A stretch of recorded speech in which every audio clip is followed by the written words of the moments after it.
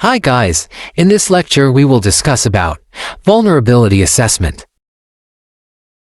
As we saw before in previous lectures, that how to collect or gather information about target. Then we covered enumeration and scanning techniques.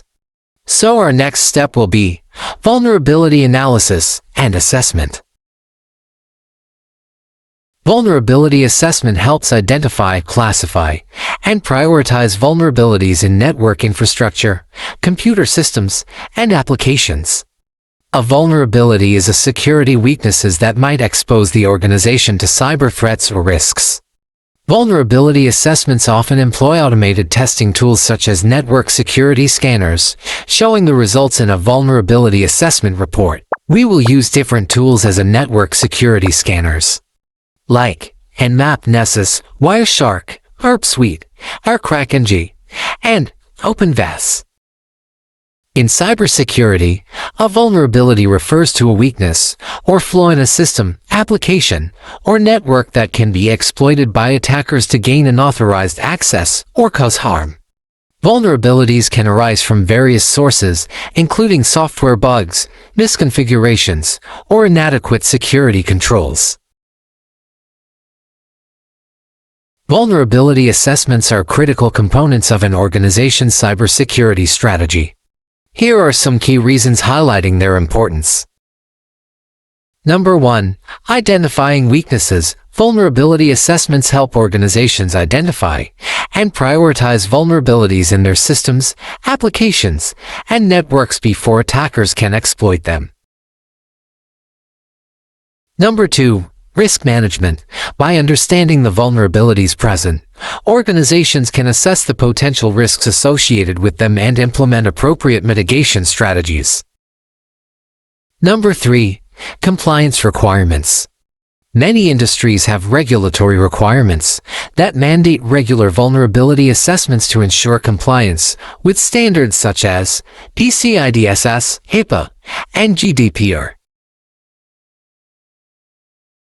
Number 4. Improving security posture. Regular assessments contribute to an organization's overall security posture by ensuring that security measures are effective and up to date. Number 5. Resource allocation. Vulnerability assessments provide insights that help organizations allocate resources effectively, focusing on the most critical vulnerabilities that pose the highest risk.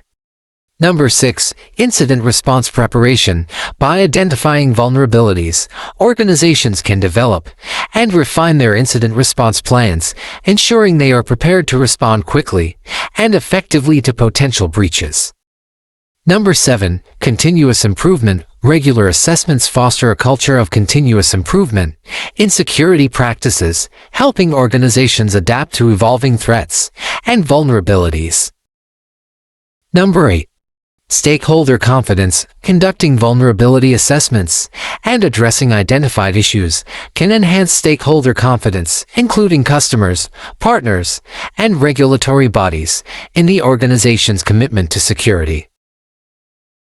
There is no denying that every system has vulnerabilities. Detecting them quickly is key to properly identifying, prioritizing, and mitigating them. However, as organizational architecture grows more complex, it's difficult to fully understand it without utilizing a systematic vulnerability analysis. Let's go to vulnerability scoring system. What is CVSS? CVSS stands for the Common Vulnerability Scoring System, provides a way to capture the principal characteristics of a vulnerability and produce a numerical score.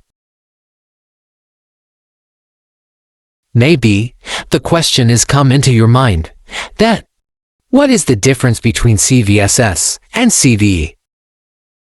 CVSS is the overall score assigned to a vulnerability, and CVE is simply a list of all publicly disclosed vulnerabilities that includes the CVE ID, a description, dates, and comments. The CVSS score is not reported in the CVE listing. You must use the NVD to find assigned CVSS scores. Here are the important information which can help you for the exam. In this documentation you have different types of things like Attack vector. Attack vector is a method that a cybercriminal uses to gain unauthorized access to a system, network, or application. Attack vectors can be used to carry out malicious activities, such as data theft, system compromise, disruption of services, infecting software with malware, causing a system shutdown. Here we have, attack vector has 4 different values that can be assigned to it, like network, adjacent, local, or physical. We have another factor is attack complexity. Attack complexity is a metric that describes the conditions that must be met for a vulnerability to be exploited, and that are beyond the attacker's control. It's scored as either low or high. Remember, the low attack complexity will generate the highest score. Privilege is required. Privilege provides the authorization to override or bypass certain security restraints and may include permissions to perform such actions as shutting down systems, loading device drivers, configuring networks or systems, provisioning and configuring accounts and cloud instances, etc. This outlines what privileges the attacker needs to have before exploiting the vulnerability. Possible values are none, low, or high. Remember, none is no access to any settings or files on the system. Low is basic user capabilities. High is administrative level privileges are needed. User interaction. This defines how a user needs to be engaged, somehow to successfully exploit the vulnerability. The options here are none or required. And remember, when no user is required, the impact on the CVSS score is highest. Scope. This is a slightly harder subcomponent to understand. Here it is trying to measure if the vulnerability can impact items that are outside of the security authority of the affected component. A security authority is something that controls access to objects under its control. Examples of a security authority could be an application controls how things work inside the application, an operating system controls how things work within the environment. Values here are confidentiality means preserving authorized restrictions on access and disclosure, including means for protecting personal privacy and proprietary information. Confidentiality is the potential for unauthorized access to sensitive information. The possible values are high, low, or none. Remember, the greatest impact comes from the high value, or total confidentially being lost. Integrity is the ability to ensure that a system and its data has not suffered unauthorized modification. Integrity protection protects not only data, but also operating systems, applications, and hardware from being altered by unauthorized individuals. This component measures the potential for unauthorized modification, a data breach or deletion of data high, low, and none. Availability guarantees that systems, applications, and data are available to users when they need them. The most common attack that impacts availability is denial of service, in which the attacker interrupts access to information, system, devices, or other network resources. Potential values for availability are also high, low, and none. If you want to learn more, visit the site. Let's go to another site, which is MITRE Corporation's documentation defines CV identifiers. A unique, common identifiers for publicly known information security, vulnerabilities in publicly released software packages. We have different options you can check.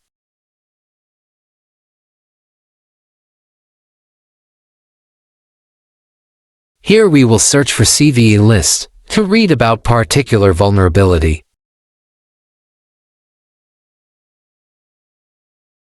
You can search here.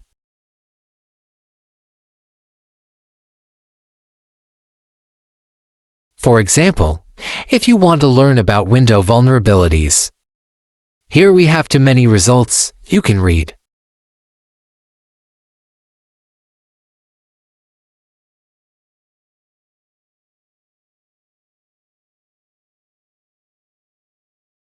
If you want to go into little bit detail, click on the link.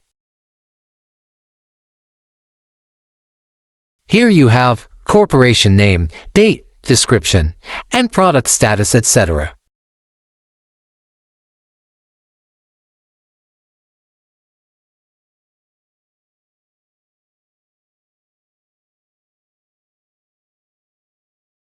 Let's check about Microsoft.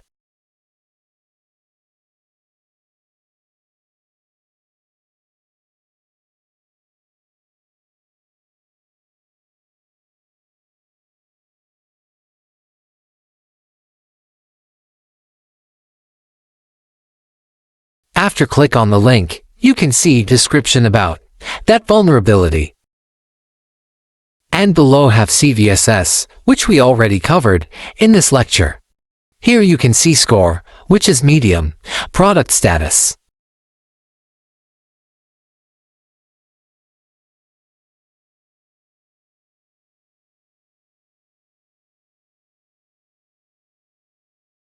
Here you can see CVSS score, so remember it.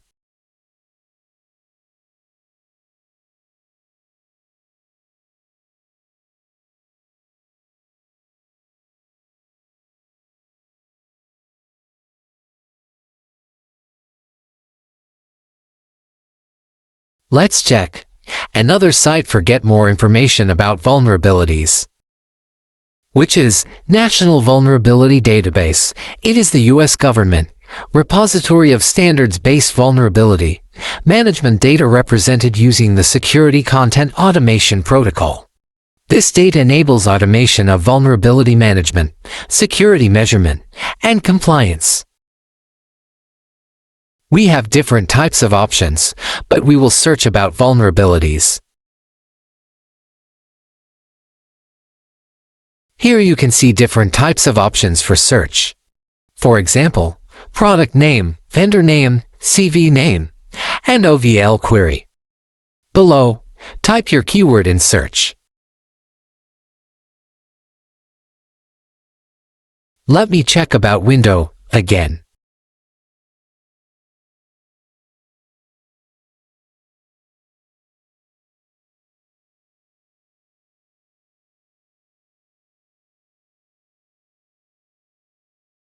Here you can see information about vulnerability.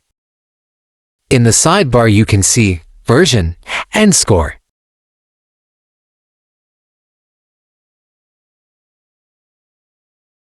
Let's click on the link for further information.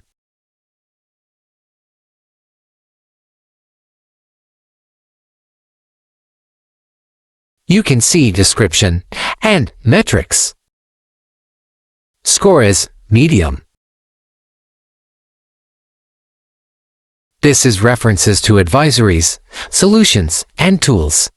If your testing system is vulnerable, you follow these steps to secure it.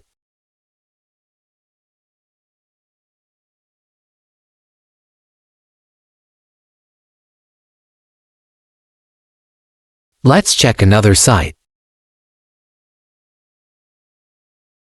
which is Common Weakness Enumeration. The Common Weakness Enumeration is a category system for hardware and software weaknesses and vulnerabilities. It is sustained by a community project with the goals of understanding flaws in software and hardware and creating automated tools that can be used to identify, fix, and prevent those flaws, which is so helpful for penetration testing. What is the difference between CWE and CVE?